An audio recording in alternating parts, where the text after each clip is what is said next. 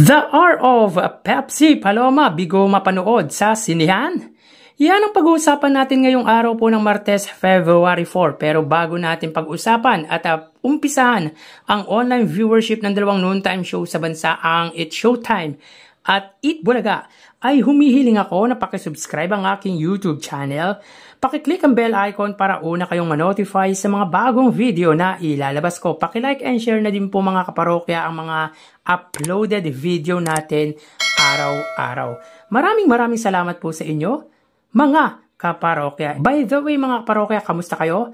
Ako si Mervin at tatalakayin po natin ang patungkol nga po sa pelikulang idinirect ni Daryl Yap na The R of Pepsi Paloma. So yun nga po mga kaparokya, tila bigo na maipalabas sa sinihan ang obra ng controversial director na si Daryl Yap na The R of Pepsi Paloma. Ibinatid nito sa kanyang official Facebook account ang patungkol nga dito. So basahin natin ang kanyang post. Natanggal man ang tansan, nananatili ang iyong espiritu. Masyadong malalim ang caption ni Direk, mga kaparokya, hindi maabot. Sabi pa nito mga kaparokya, ipinapaabot ko po sa lahat ng nakasubaybay na bigo po ang panig ng inyong lingkod na agarang makumpleto ang mga dokumentong hinihingi ng pamunuan ng MTRCB.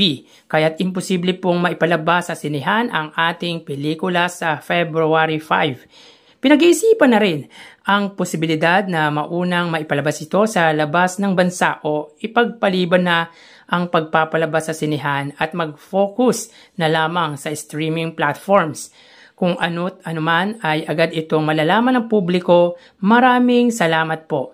So yun nga mga kaparokya, bigo po na ma-submit ng company director or ng director ang mga requirement na hinihingi ng pamunuan ng MTRCB. Actually, hindi naman ito pinagbabawal ipalabas or pinagbabawalang ipalabas.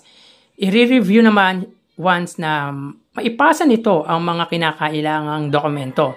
Talk of the Town kasi mga kaparokya ang ginawang movie ng controversial director, kaya hindi lingid sa kaalaman ng MTRCB ang patungkol sa pending case na ipinail ni Bossing Vic Soto against the director. Yet, pamangkin ni Bossing ang chairwoman ng ahensya na si Miss Lala Soto. Ayon pa dito mga kaparokya ay pinag-iisipan ito na sa streaming platforms or sa ibang bansa na muna mapanood or mapapanood ang nasabing pelikula. Well, kung gawin ni Direk Daryl Yap ay mai-spoil na agad once sa ibang bansa may palabas ito. Hindi na siya ganun ka-hype if ever ipalabas sa sinihan ito sa bansa. But I doubt na mapapanood nga ito dahil alam naman natin na matagal ang proseso or maresolba ang gantong kaso, aabuti ng siyam-siyam.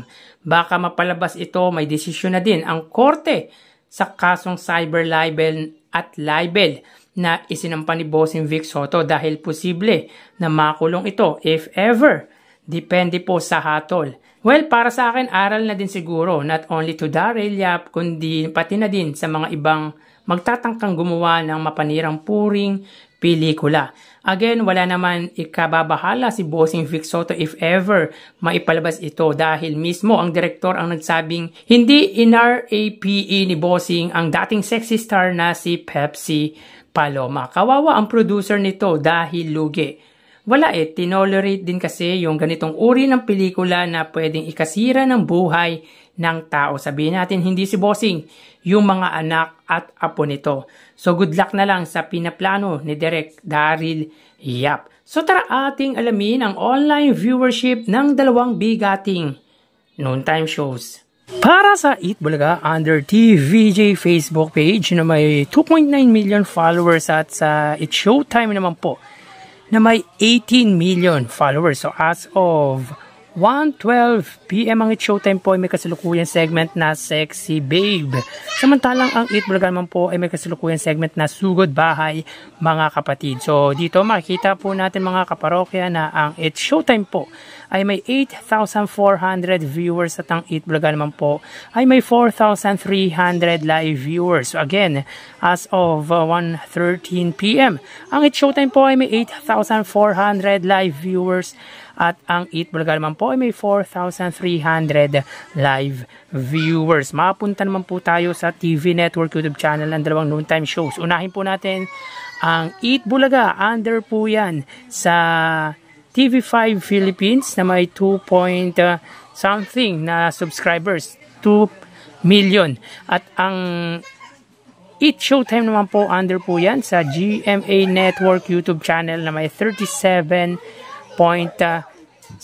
million subscribers. So sa oras na 1:14 PM ang Eat Showtime under GMA Network, sila po ay may 23,000 viewers.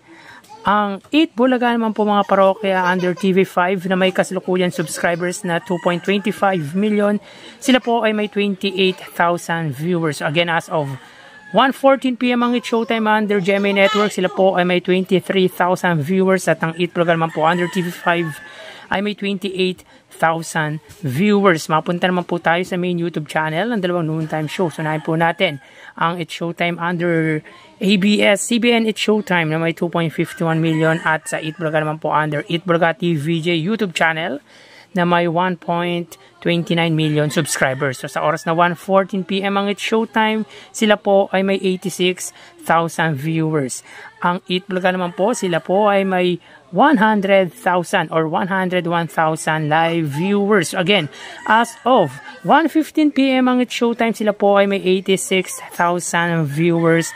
At ang Eat Bulaga naman po, sila ay may 101,000 live viewers. So, bali, ang total na nakuha po ng dalawang noontime shows ay... ang total na nakuha po ng Eat Showtime ay 117,000 viewers, at ang Eat Bulaga naman po ay 133,000 total views. So again, ang Eat Showtime po ay may 117,000 at ang Eat Bulaga naman po ay 133,000 total viewers. So yan po ang lumalabas sa kanilang online viewership as of 1:16 PM, at mamaya magbabalik pa po tayo sa uling bahagi ng ating online views update ng dalawang noontime shows. Magpapaalam na po muna ako pansamantala sa inyong mga parokya. Mag-iingat po tayo. Thank you and God bless.